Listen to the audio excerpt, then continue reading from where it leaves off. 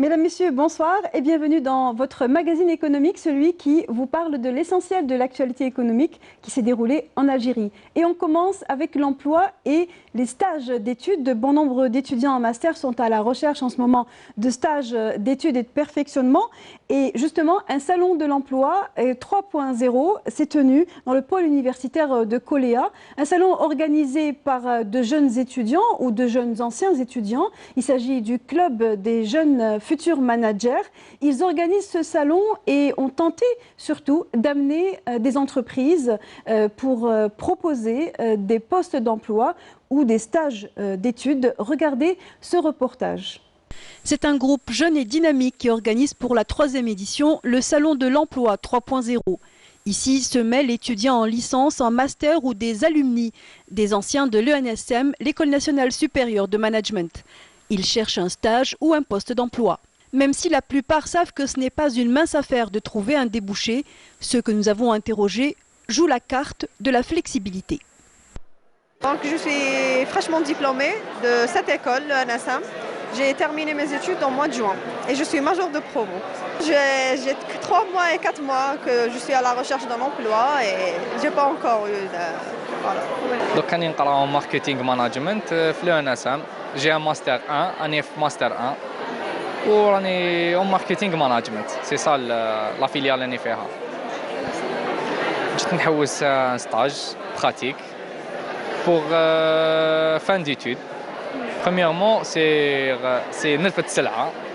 Voilà, c'est ندير الباجاج و je cherche les problèmes parce que وين يكون les problèmes راح يكونوا les solutions. Donc راح ترفد من les solutions.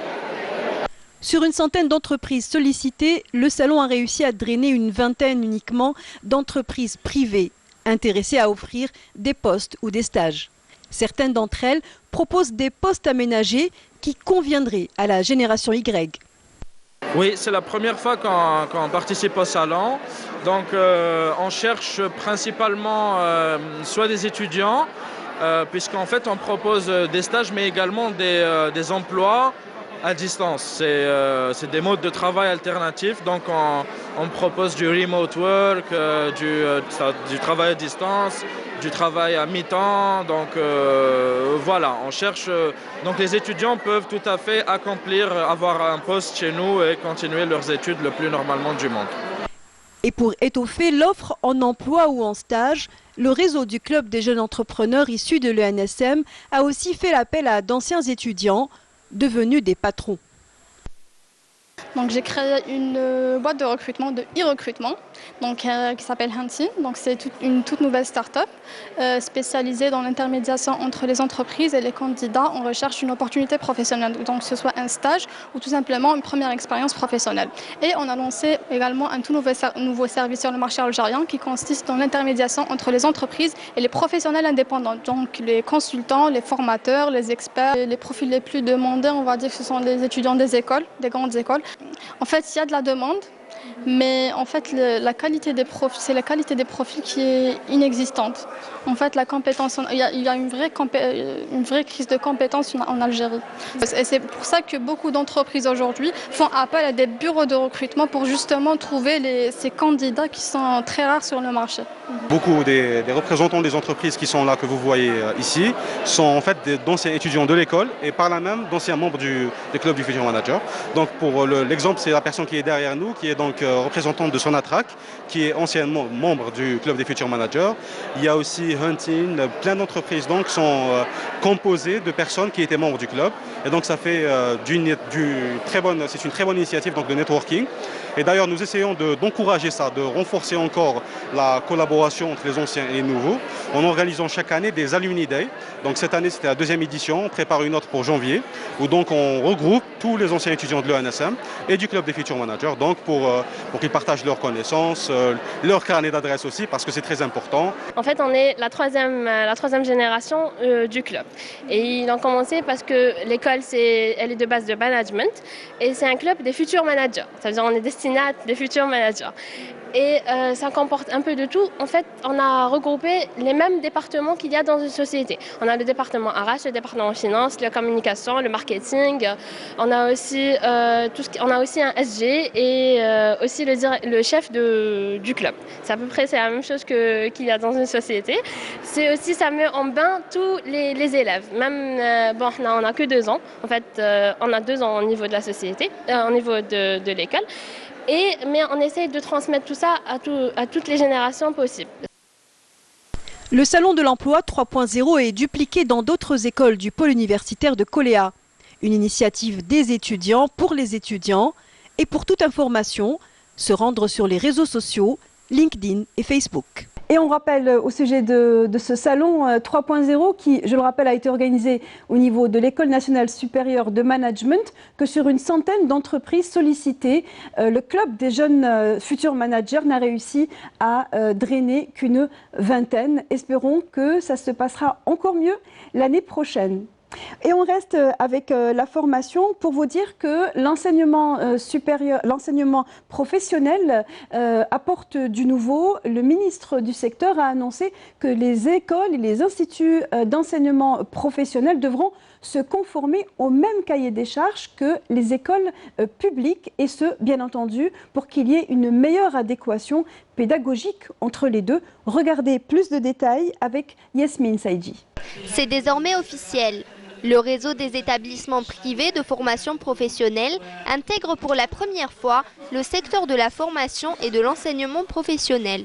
Une valeur ajoutée pour les diplômes obtenus au niveau de ces écoles privées. Les écoles privées ont besoin d'ouvrir un canal de communication avec la direction, avec les DFP, de comprendre les conditions. On va aussi donner nos avis. Lors d'une journée d'études, le ministre de la Formation et de l'Enseignement professionnel, Dada Moussa Belkhir, a abordé les différents aspects réglementaires, pédagogiques et organisationnels. Au niveau de la formation professionnelle, de regrouper tous les intervenants privés. Et là, c'est pour qu'on soit en symbiose entre surtout le côté pédagogique. Ce qui nous intéresse, c'est bien le côté pédagogique. Et je pense que cet après-midi, il va y avoir des résultats. Et puis, on va répartir ces écoles privées d'ici l'année prochaine en conférences régionales, de telle façon qu'il y ait des regroupements régionaux pour ces écoles privées. Et puis chaque année, il va y avoir aussi l'organisation de conférences nationales.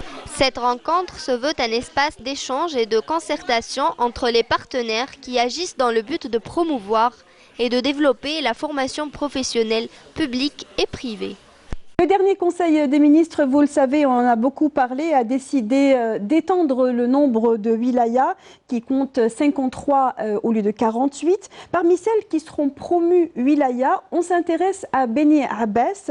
Nos équipes sont allées rencontrer les habitants de cette région pour recueillir d'abord leur point de vue, leurs réactions, mais aussi surtout pour vous dire quels sont les enjeux en termes de projets économiques qui devront être réalisés à l'horizon de quelques mois ou peut-être à l'horizon d'une année, en tout cas lorsque Beni Abbas deviendra une wilaya. Regardez plus de détails avec Walid Yousfi. Beni Abbas promu en wilaya, ce qui lui permettra d'avoir ses pleines prérogatives. Une décision prise lors du dernier Conseil des ministres. J'étais en train de regarder la chaîne de télévision publique et j'ai vu l'annonce de la nouvelle wilaya. J'étais très contente. On attendait cette nouvelle avec impatience.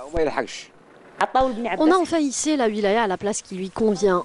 Je remercie les autorités concernées d'avoir pris cette décision lors du Conseil des ministres. Une véritable aubaine pour les habitants de la région, tant sur le plan socio-économique que sur le plan touristique. Cette nouvelle circonscription permettra de relancer rapidement tous les projets qui peinent à démarrer dans cette commune.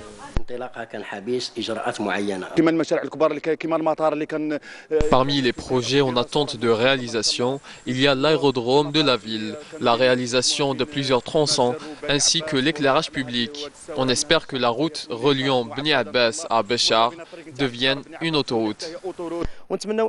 J'espère que cette nouvelle circonscription comptera parmi les villes touristiques importantes. Le rêve des habitants de la commune de Bni Abbas semble enfin prendre forme. Une décision qui permettra sans doute de booster le développement local dans cette wilaya du sud-ouest du pays. Et on vous parle aussi dans ce MagEco d'intelligence artificielle. Et on a retenu pour vous cette déclaration. L'Algérie est parmi les premiers pays africains dans le domaine de l'intelligence artificielle, et ce dans plusieurs spécialités en rapport avec l'automatisation.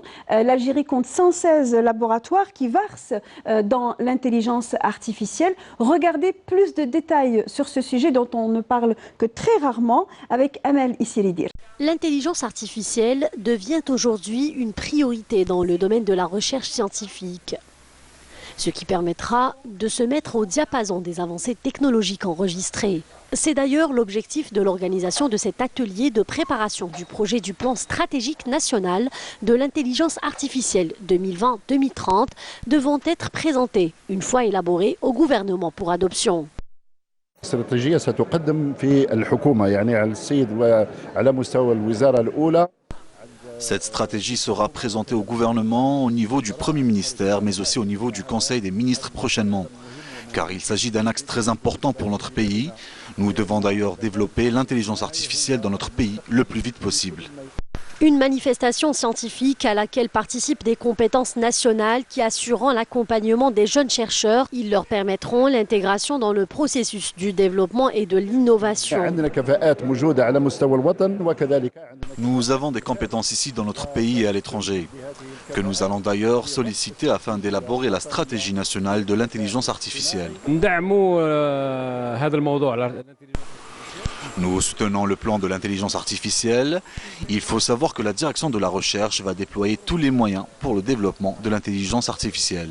Il est à rappeler que le plan de la stratégie nationale de l'intelligence artificielle se repose sur 3 priorités, à savoir la santé du citoyen, la sécurité alimentaire et l'optimisation de l'énergie. Et on vous parle d'agriculture pour vous parler du génie agricole. Le ministre du secteur s'est déplacé dans la région de Blida. Il a visité une entreprise ou un groupe qui est actif dans le domaine du génie agricole, et cela nous a permis de le découvrir. Il se situait exactement dans la commune de Chebli, et il se dit que ce groupe serait capable de produire du gazon made in Algérie. Regardez les détails avec Yasmine Massaoudi. Pour le bon développement du secteur agricole, le gouvernement décide d'accompagner les agriculteurs, notamment avec l'ouverture de ce premier atelier national au groupe Génie Rural de Blida, visant la mise à niveau des capacités des groupes, offices et entreprises qui relèvent du secteur de l'agriculture. Aujourd'hui, l'agriculture est le premier secteur qui bénéficiera des décisions prises par le gouvernement en matière d'innovation et de solutions pour la recherche scientifique, et surtout le niveau de l'enseignement et de la formation professionnelle. Nous avons repéré des endroits qui dépendent de l'ingénierie rurale et surtout les pépinières qui produisent du gazon. Nous avons signé dernièrement une convention avec le secteur de la jeunesse et des sports. Le groupe Génie Rural a aujourd'hui des qualifications techniques et des capacités humaines pour prendre en considération le revêtement des stades sportifs. Le ministre s'est engagé à œuvrer dans ce sens en veillant notamment à l'amélioration des procédures, en signant des conventions avec les centres d'études et de recherche forestières et l'université de Blida, en vue de mettre la science au service du secteur agricole. Pour contribuer à réduire la facture lourde en lait et en blé, notamment, plusieurs wilayas ont réussi à réaliser une belle croissance en termes de production de lait et de céréales. On s'intéresse à la wilaya de Gherdaya qui, elle, est leader en production de lait de vache et de chèvre aussi. Naïma Chekchek est allée à la rencontre des opérateurs qui travaillent dans cette wilaya. Regardez son reportage.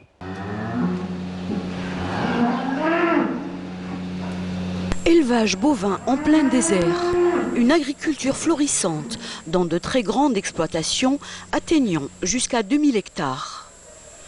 Dans ces contrées où le verre s'est allègrement frayé une très large place dans l'ocre saharien, on produit à quantité considérable lait, céréales, blé dur et tendre, fourrage vert, semences.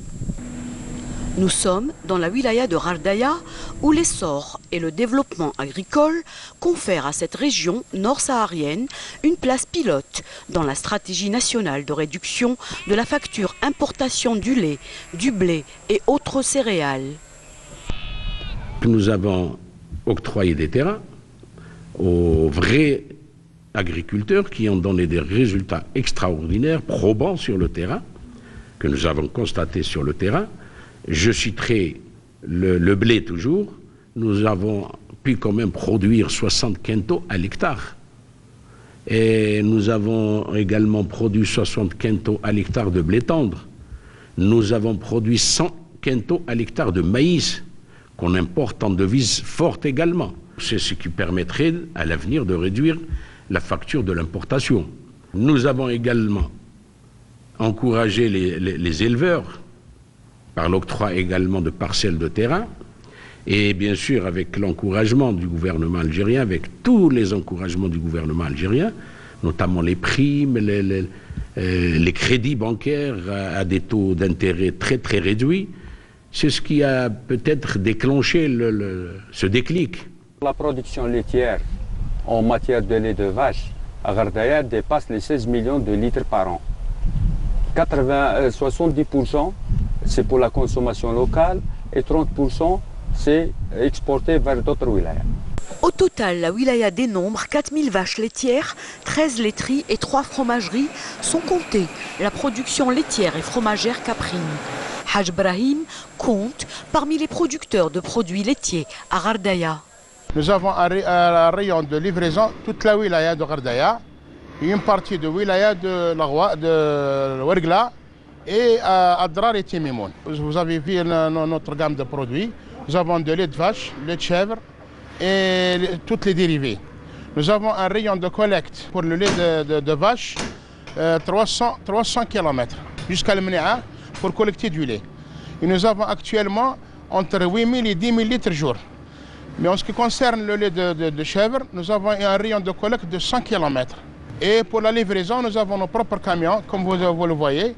Et nous livrons toute la wilaya de Ghardaya et un peu de Ouergla et le sud d'Adrar et Timimoun.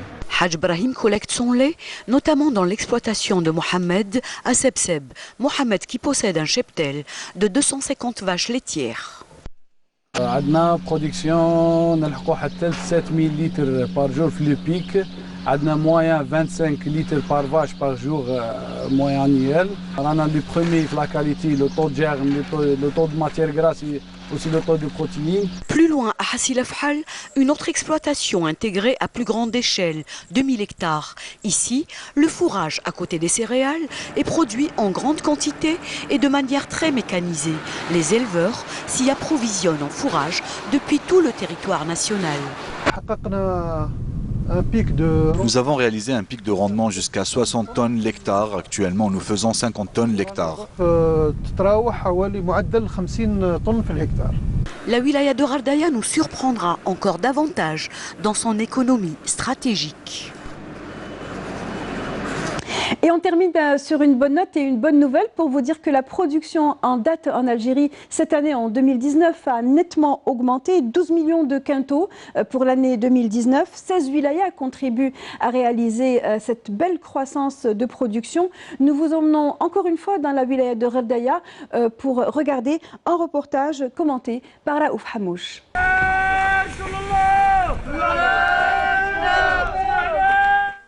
C'est ainsi, par ce rituel, que se fait la récolte de dattes dans la région de Grara, dans la wilaya de Ghardaya, connue pour sa grande production de dattes à l'échelle nationale. Le palmier est un symbole du patrimoine du Sahara. Il nous apprend l'autodiscipline, l'humilité, mais aussi à rechercher et à travailler la qualité de la date tous les ans. La palmeraie El Hayat, située à Grara, commune de la wilaya de Ghardaya, est une exploitation modèle comportant une grande variété de dattes. Dans la ferme d'El Hayat, la superficie exploitée est aux alentours de 150 hectares et la zone non exploitée est estimée à 100 hectares. La palmeraie comporte 23 000 palmiers de différentes variétés, essentiellement d'Eglet Nord. Lors de la cueillette des dattes, plusieurs étapes sont appelées à être respectées avant l'opération de stockage et de conditionnement. Nous commençons tout d'abord à ramasser les dattes qui sont tombées du palmier. Ensuite, on met en place une toile tout autour pour récupérer toute la production. Avec ses 17 millions de palmiers dattiers, l'Algérie est le 7e producteur mondial de dattes. 15 000 tonnes de dattes sont exportées chaque année vers tous les pays du monde. Voilà, on arrive au terme de ce MagEco. Merci de nous avoir suivis jusqu'au bout et merci de nous suivre également sur la chaîne YouTube de Canal Algérie et la page officielle de Facebook de Canal Algérie. Très bonne soirée à tous, à la semaine prochaine, même heure, même chaîne.